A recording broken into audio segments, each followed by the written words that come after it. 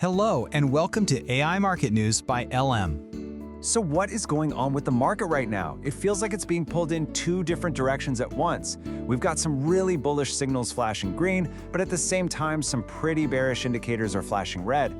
It's a real tug of war. So let's break down these mixed signals and try to make sense of it all. Okay, so first things first, let's take the market's temperature. What's the overall mood out there? Are investors feeling fearful or are they getting greedy?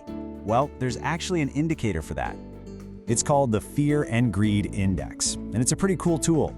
Think of it as a kind of market psychologist. It pulls together 7 different data points, everything from market momentum to volatility, to answer one big question. What emotion is in the driver's seat right now? Is it fear, which usually pushes prices down, or is it greed, which can send them sky high? But this mood isn't just coming out of nowhere. A huge part of the story right now involves the world's most powerful central banks. And what's fascinating is that they seem to be heading down completely different roads. It's like a tale of two central banks. Over here in the US, the Federal Reserve is expected to cut interest rates. I mean, the market has priced in a 90% chance of it happening. But then you look across the Atlantic, and the European Central Bank is singing a totally different song. Their officials are sounding pretty hawkish, hinting that they might actually hike rates. That's a huge split in policy. So, that leads to the big question here in the States. Even if the Fed does cut rates, is everyone on the same page? Well, not so fast. This decision is not going to be a simple one. There's a real debate happening inside the Fed. A growing number of them are getting nervous that inflation is just staying too high.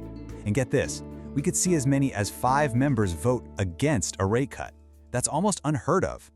And you can see this tension playing out in the bond market, where long-term yields are actually rising, even as the Fed is talking about cutting.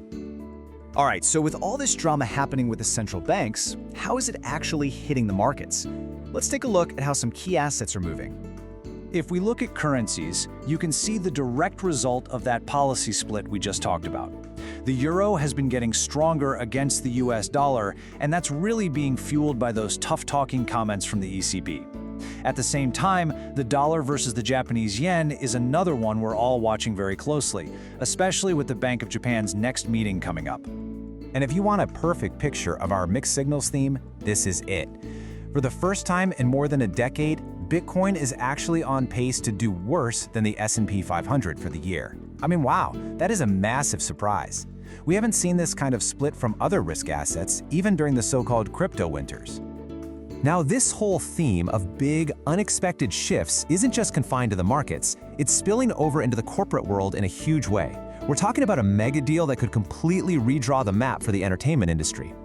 Yes, the legendary Warner Bros. Studio is right at the heart of what you could call a blockbuster acquisition. The streaming king, Netflix, has made a deal to buy its parent company, Warner Bros. Discovery. And the price tag? Let this number sink in for a second. We are talking about $82.7 billion. A move like this would combine the #1 streaming service in the world with the incredible library of Warner Brothers, and that, of course, includes HBO Max. But a deal this big is never a sure thing.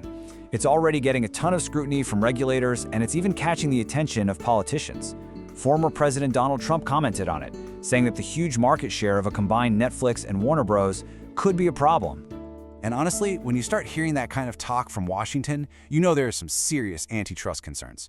The big question for regulators is going to be, would this new company just be too big? Would it have way too much power over what we watch and how we watch it?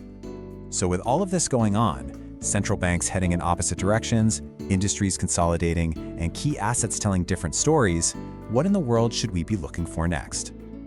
Well, as we look to the week ahead, the economic calendar is going to be our best friend. It's where we'll find the clues for the market's next move. And by the way, resources like investing.com are fantastic for keeping track of all these events in real time. So, what's on our radar? 3 big things. First, the main event, the Fed's interest rate decision this Wednesday, US time. Second, we've got the Reserve Bank of Australia's policy meeting, which gives us a read on another major global economy. And third, we'll be watching key trade and inflation data coming out of China, which will tell us a lot about the health of global demand. And that really leaves us with the big question to think about. In a market that's full of so many contradictions, which of these signals is the real one?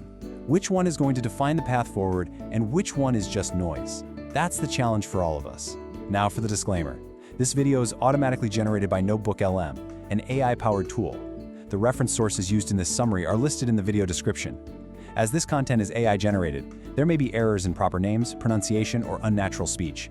This video does not provide investment or trading advice. Please make investment decisions at your own discretion. Thanks for watching. Don't forget to like and subscribe.